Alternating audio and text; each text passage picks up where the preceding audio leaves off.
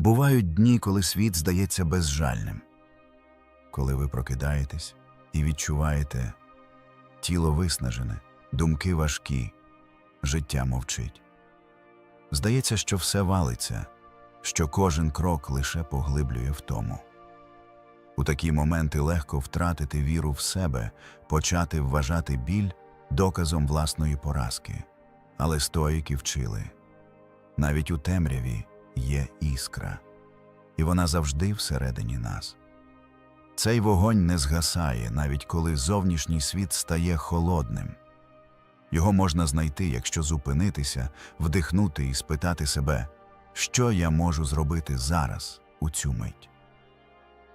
Ваш біль – це не вирок, це запрошення. Він кличе вас визнати свої рани, але й нагадує про вашу силу.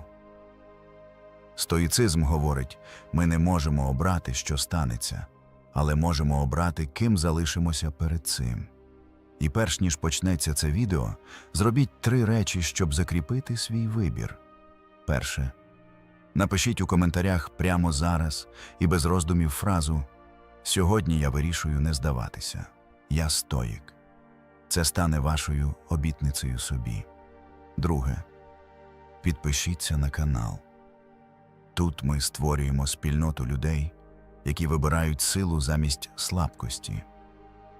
Приєднуючись, ви даєте собі оточення, яке нагадуватиме про ваш шлях. І третє. Натисніть вподобайку під цим відео. Це маленька дія, яка живить вогонь нашої спільноти і показує YouTube, що ці ідеї мають значення. А тепер почнемо. Урок перший. Слухай свій біль із повагою. Ми звикли вважати біль ворогом. Коли він приходить, ми або тікаємо від нього, або намагаємося приглушити його роботою, розвагами, звичками, які лише відтягують момент зустрічі з правдою.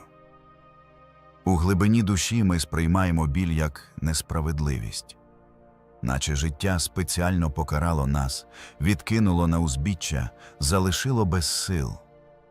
І саме ця установка робить страждання нестерпним. Бо ми боремося не лише з подіями, а й із самою ідеєю, що біль – це зло. Стоїки дивилися інакше. Вони знали – біль не ворог, а вчитель. Він показує нам, де ми крихкі, де ще не збудована внутрішня фортеця.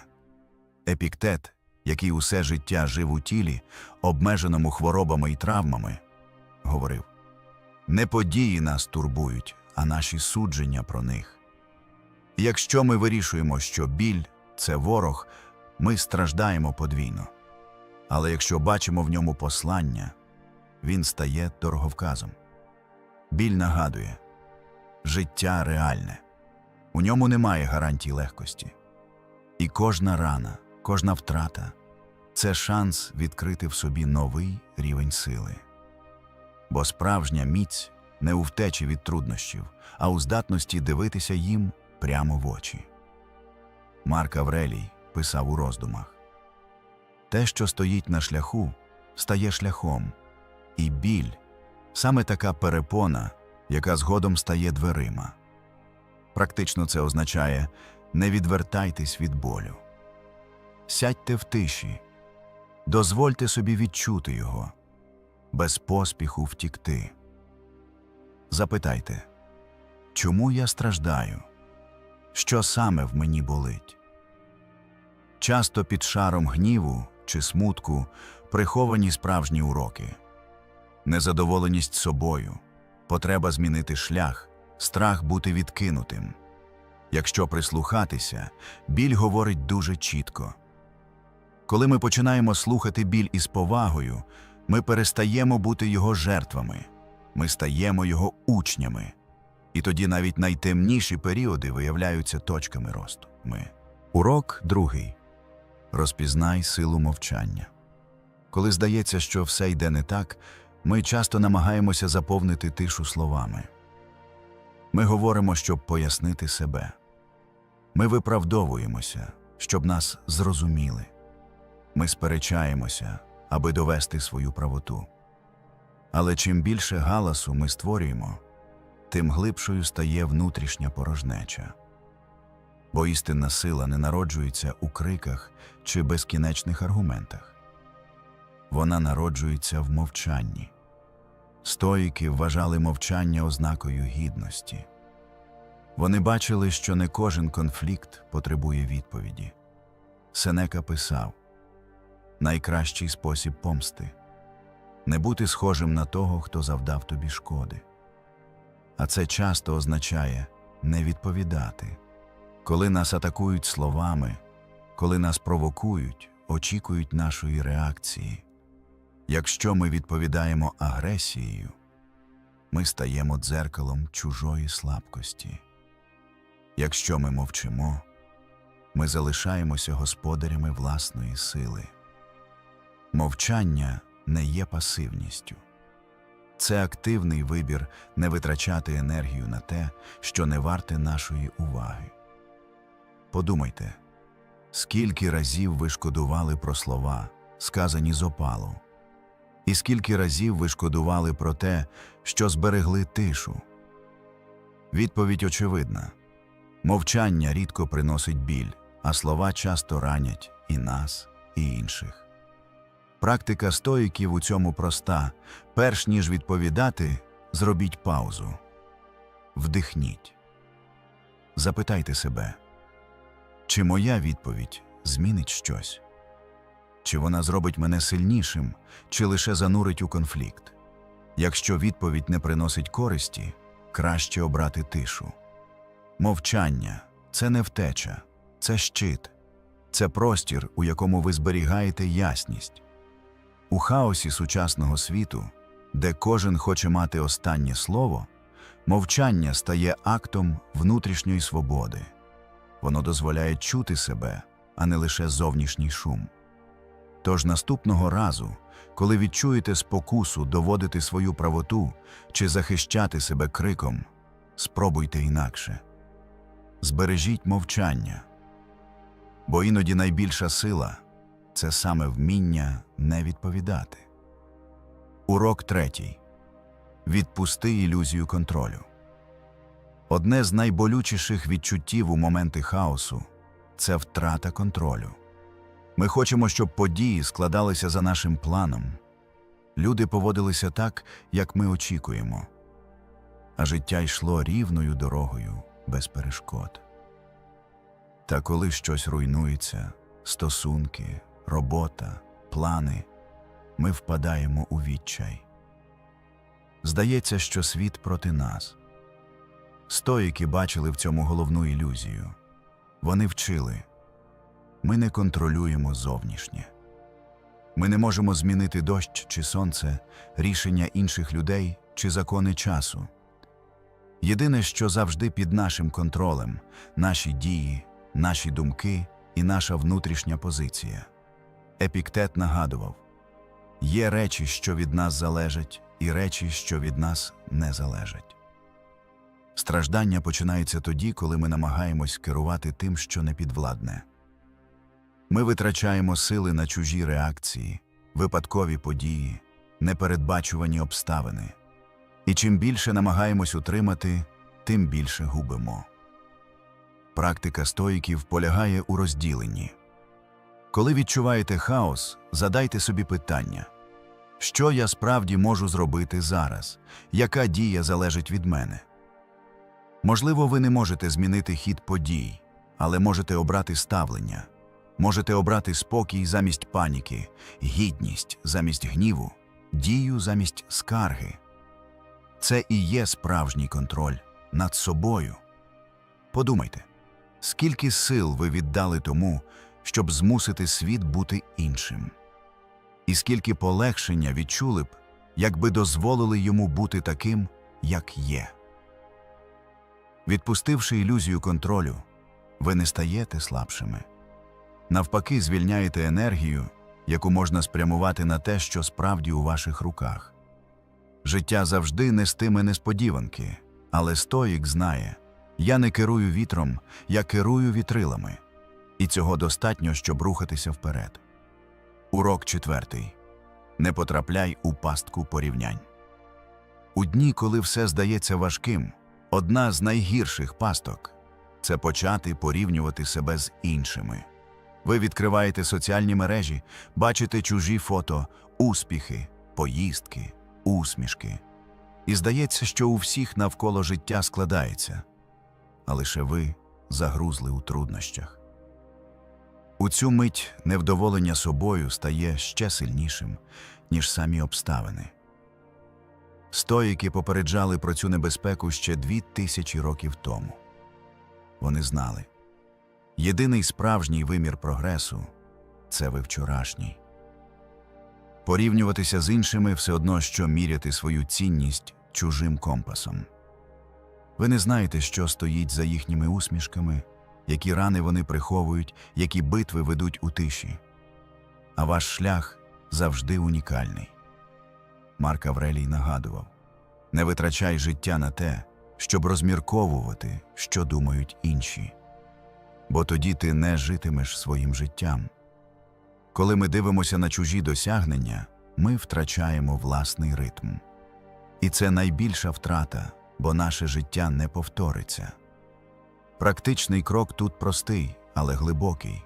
Щодня порівнюйте себе лише з собою. Запитайте, чи я сьогодні мудріший, ніж був учора? Чи я став трохи сильнішим, чеснішим, спокійнішим? Це єдиний прогрес, який має сенс. Бо він залежить від ваших дій, а не від чужих обставин. Коли ми перестаємо гнатися за ілюзіями чужого життя, ми нарешті помічаємо своє. І навіть у хаосі це повертає ясність. Мій шлях – мій. І він вартий, щоб його прожити з гідністю. Урок 5. Надія в теперішньому моменті. Коли життя стає важким, ми часто переносимо надію в майбутнє. Ми думаємо: ось ще трохи, і стане легше.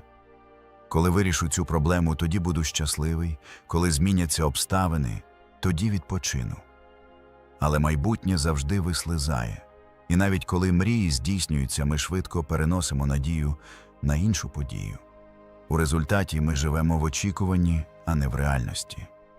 Стоїки бачили небезпеку такого мислення.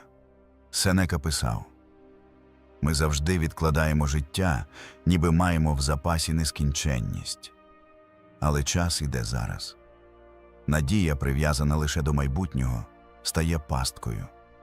Вона віддаляє нас від теперішнього і робить сліпими до того, що ми маємо прямо зараз. Справжня сила стоїка – знайти надію в цій миті. Не завтра, не після ідеальних умов, а сьогодні. Бо життя відбувається саме тут, у цьому диханні, у цій хвилині. І якщо ми навчимося бачити сенс навіть у важких моментах, ми перестанемо відкладати життя на потім. Практика проста. Коли відчуваєте розпач, зупиніться. Подивіться навколо і знайдіть щось мале, що дає вам силу, промінь сонця, чиюсь доброту, власне дихання. Це і є теперішня надія. Вона може бути маленькою, але справжньою. І саме вона допомагає витримати бурю. Надія не там, де ще немає життя. Вона тут, у теперішньому. І коли ми це усвідомлюємо, навіть найважчі дні стають прожитими, а не втраченими. Урок 6. Страх хоче бути почутим. У хвилині, коли здається, що все йде не так, страх часто стає найбільшою тінню. Він паралізує рух, робить нас заручниками власних думок. Ми намагаємося його придушити, втекти від нього, зробити вигляд, що його немає. Але чим сильніше боремось, тим більше він росте. Бо страх – це не ворог, якого потрібно знищити. Це посланець, який хоче, щоб його почули. Стоїки розуміли природу страху. Вони бачили в ньому індикатор. Він показує, що для нас справді важливе. Якщо ми боїмося втратити людину, це говорить про глибину нашої любові. Якщо нас лякає поразка, це означає, що справа має для нас значення. Страх вказує напрямок, куди варто дивитися. Марк Аврелій писав: «Не бійся майбутнього, бо ти зустрінеш його зі зброєю розуму, якою володієш сьогодні». Це нагадування, що ми ніколи не входимо в страх безсилі. Ми завжди маємо те, що необхідно, щоби пройти крізь нього. Практика стоїків у роботі зі страхом полягає не у втечі, а у слуханні. Спробуйте написати: «Чого я боюся зараз? І що цей страх говорить про мене?» Часто відповідь приносить ясність. Коли ми перестаємо відкидати страх, він втрачає владу. Бо справжня його сила у нашому опорі. Тож наступного разу, коли страх з'явиться, не біжіть від нього. Сядьте і вислухайте. Бо за його голосом ховається істина про те, що для вас справді цінне. Друзі, не забувайте, що в нашому телеграм-каналі ви можете знайти додаткові матеріали про стоїчні практики та методики управління часом. Ми щодня публікуємо корисні поради, мотиваційні цитати та аудіо, які допоможуть вам ставати кращими щодня. Також ми запустили преміум-канал, де вже понад 50 годин контенту у форматі чистого голосу, без реклами, з ексклюзивними випусками, яких не буде на Ютубі. Приєднуйтеся до нашої спільноти і отримуйте щоденну дозу натхнення. Деталі в описі. Урок 7. Біль – це процес, а не кара. Коли життя сиплеться з усіх боків, біль здається покаранням. Ми думаємо: чим я заслужив це? Або чому саме зі мною? І ці питання лише підсилюють страждання, бо вони не мають відповідей. У такому стані біль сприймається як вирок, а ми самі – як жертви. Стоїки бачили біль інакше. Вони вважали його частиною процесу, а не карою. Біль – це доказ того, що ми живі, що ми відчуваємо, що ми все ще йдемо вперед. Він схожий на вогонь, у якому плавиться метал. Неприємно, гаряче. Але саме так народжується міцність. Епіктет нагадував: людина не тікає від своєї долі, але може обрати, як зустріти її. Це означає, що ми не завжди можемо уникнути болю, але ми завжди можемо вирішити, чи бачити в ньому кінець, чи початок перетворення. Подивіться на природу. Зерно розкривається лише через тріщину. Гусінь стає метеликом лише після темряви кокона. Усе, що зростає, проходить крізь етап руйнування старого. І біль – це саме цей процес. Практичний висновок. Перестаньте ставити питання «Чому я?». Почніть запитувати «Для чого мені цей досвід?». Знайдіть у болю сенс, і він втратить свій отруйний характер. Це нелегке завдання, але саме так біль перетворюється з ворога на союзника. Коли ми починаємо бачити в болю процес, ми розуміємо – він не знищує нас, а формує. І тоді навіть найважчі випробування стають сходами до зрілості. Урок 8. Не чекай повної впевненості, щоб рухатися. Скільки разів ви відкладали рішення, бо не були впевнені? Скільки можливостей пройшли повз лише тому, що ви чекали ідеального моменту? Ми переконуємо себе. Ще трохи підготуюсь, ще трохи подумаю, потрібно більше ясності. І врешті не робимо нічого. Стоїки знали. Повної впевненості не існує. Життя завжди непередбачуване. Чекати, поки розвіється кожна тінь сумніву, означає стояти на місці. Марк Аврелій писав: «Не чекай ідеального моменту. Те, що має значення, вже в твоїх руках». Проблема в тому, що ми плутаємо дію і ясність. Ми вважаємо, що спершу повинні зрозуміти все до кінця, а потім рухатися. Насправді все навпаки. Дія приносить ясність. Лише кроки вперед відкривають шлях. Подумайте, як ви навчилися ходити? Ви не чекали, доки зрозумієте анатомію рівноваги. Ви пробували, падали, вставали, і саме так народилася впевненість. Те саме стосується будь-якої сфери життя. Практика стоїків тут полягає в сміливості почати з малого. Якщо завдання здається непосильним, розбийте його на кроки. Зробіть перший, навіть якщо не знаєте, яким буде 10-й. Бо рух уперед завжди дає більше знань, ніж безкінечні роздуми. Ясність не передує дії, вона з неї народжується.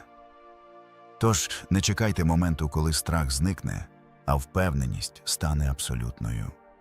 Такий момент ніколи не настане. Зробіть крок зараз, і саме він стане початком нової ясності. Урок 9. Не все завершення є втратою. Ми часто сприймаємо кінець як трагедію. Коли закінчуються стосунки, робота чи етап життя, здається, що частина нас зникає назавжди. Ми тримаємося за минуле, боїмося пустоти, яку залишає завершення. І чим сильніше ми чіпляємося, тим більше страждаємо. Стоїки бачили в кінцях не кінець, а трансформацію. Вони нагадували, усе в житті підлягає зміні. Немає нічого вічного, ні радості, ні болю, ні людей, ні обставин. Сенека писав: «Те, що ми вважаємо втратою, часто є лише переходом у нову форму». І справді багато початків народжуються саме з того, що ми вважали завершенням. Подумайте, скільки нових шляхів відкрилося після того, як щось закрилося? Скільки нових зустрічей стало можливими лише тому, що старі завершилися? Кінець – це простір, де з'являється нове. Так працює природа. Осінь – не трагедія для дерева, а підготовка до весни. Практичний крок. Замість того, щоб запитувати, чому це закінчилося, спитайте: для чого мені це завершення? Змініть фокус із втрати на можливість. Запишіть 3 нові речі, які відкрилися завдяки тому, що щось закінчилося. Це допоможе побачити не тільки порожнечу, а й простір для зростання. Коли ми перестаємо бачити у кінцях ворога, ми починаємо приймати їх як частину ритму життя. І тоді навіть найболючіші завершення стають дверима до нового початку. Урок 10. Цінність нерозуміння. Одна з найважчих речей для людини – це відчуття, що тебе не розуміють. Коли ви ділитеся своїми думками чи мріями, а у відповідь бачите скепсис, байдужість або навіть осуд, це ранить глибше, ніж відкрита критика. Бо ми всі прагнемо бути почутими. У такі моменти легко почати сумніватися у собі. Може, я справді дивний? Може, мій шлях неправильний? І тоді ми поступово відмовляємося від своєї унікальності заради того, щоб уписатися в чужі очікування. Але саме це найбільша втрата. Стоїки вчили: істинна цінність не залежить від схвалення інших. Марк Аврелій писав: «Якщо ти слідуєш природі розуму, чому тобі потрібне чиєсь схвалення?» Вони бачили, що життя за чужими правилами завжди веде до внутрішнього конфлікту. Нерозуміння – це не доказ вашої слабкості, а підтвердження вашої автентичності. Якщо вас не розуміють, це означає, що ви йдете шляхом, який ще не знайомий іншим. І це нормально. Усі, хто приносив у світ щось нове, проходили через етап нерозуміння. Практичний висновок простий. Перестаньте чекати загального схвалення. Воно ніколи не настане. Замість цього запитайте себе: чи вірний я собі? Чи відповідають мої дії моїм цінностям? Якщо відповідь «так», цього достатньо. Так, жити без підтримки важко. Але саме вірність собі створює внутрішню силу, яка зрештою приваблює тих, хто дійсно близький вам по духу. А решта хай залишиться осторонь. Бо чужі думки – це лише шум, Нерозуміння – це випробування, яке вчить. Найбільша підтримка, яку ви можете отримати – це, власна, урок 11. Мир усередині хаосу. Життя рідко буває спокійним. Навіть коли здається, що все під контролем, завжди з'являється щось непередбачуване. Хвороба, зрада, криза, втрата. І ми думаємо, я знайду спокій, коли зникне хаос. Але це ілюзія. Бо зовнішній хаос – це константа, змінюється лише форма. Стоїки навчилися шукати мир не назовні, а всередині. Марк Аврелій писав: «Людина знаходить спокій не у втечі від світу, а у втечі в себе». Це не означає втечу від реальності.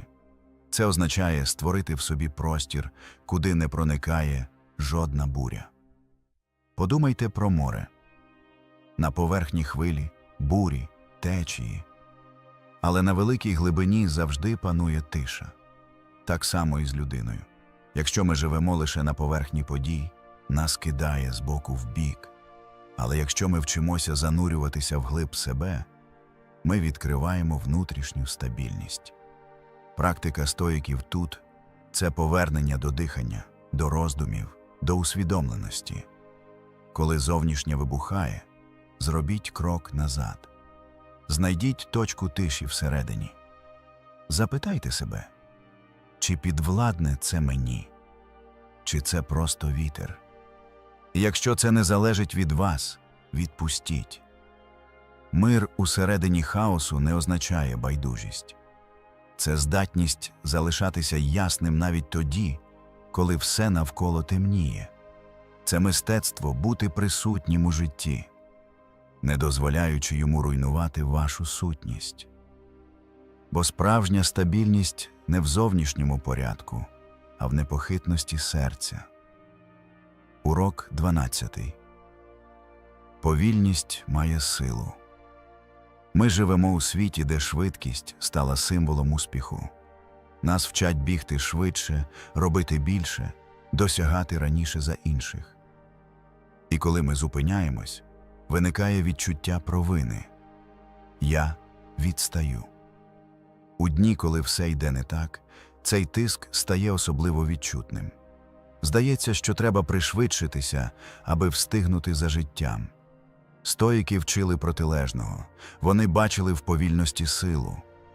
Сенека писав: «Хто всюди поспішає, ніде не буває. Поспіх не робить життя повнішим. Навпаки, він краде глибину». Ми пробігаємо повз моменти, які могли б нас живити. Ми не бачимо сенсу, бо очі прикуті лише до результату. Повільність – це не слабкість, це спосіб відчути життя. Подумайте про стародавніх воїнів. Їхні рухи не були хаотичними чи поспішними. Вони були точними, врівноваженими, сповненими внутрішньої сили. Те саме стосується і нас. Справжня міць проявляється у здатності діяти розмірено, без метушні. Практичний крок простий. Уповільніть хоча б одну дію на день. Їжте без телефону. Пройдіться вулицею, не думаючи про справи. Зробіть роботу з фокусом на якість, а не швидкість. Ви помітите, що у повільності з'являється ясність, а у ясності – спокій. Коли ми перестаємо бігти за життям, ми нарешті починаємо жити. І тоді навіть хаос втрачає силу, бо ми більше не в полоні поспіху. Ми обираємо глибину замість метушні. Урок 13. Не ховай усі рани. У нашій культурі нас часто вчать ховати біль. Усміхатися, коли всередині пустка. Вдавати силу, коли серце кричить від втоми. Ми накидаємо маски, щоб світ не бачив наших слабкостей. Іноді це допомагає вижити, але водночас віддаляє нас від себе справжніх. Бо чим довше ми приховуємо рани, тим глибше вони стають. Стоїки не закликали до показної жалості, але вони вважали чесність із собою необхідною. Сенека писав: Хто визнає свої рани, той уже наполовину зцілився. Прийняти біль не означає здатися. Це означає визнати, що ми люди, і що наша вразливість теж частина нашої сили.